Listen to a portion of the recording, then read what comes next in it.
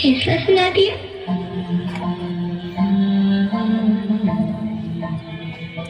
माँ, मुझे जी लेने दो। अपनी कसम, मैं आपको कभी तंग नहीं करूंगी। जब जब खाना खाने के बाद आप सब मीठा खा रही होंगी, तब मैं रसोई में जाकर सारे बर्तन साफ कर दिया करूंगी। माँ, मेरी स्कूल फीस की चिंता मत करना। मैं प्रिया की किताबों से अपने आप ही पढ़ लिख जाऊंगी। और हाँ, पापा से कहना मेरे दहेज की चिंता ना करें।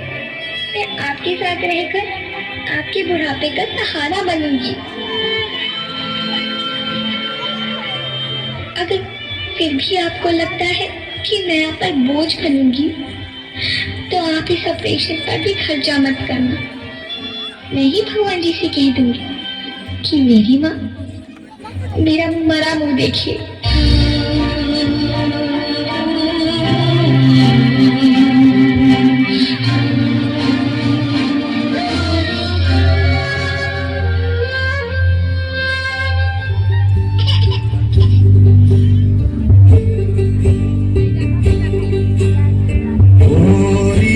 चिड़ैया नन्ही सी चिड़िया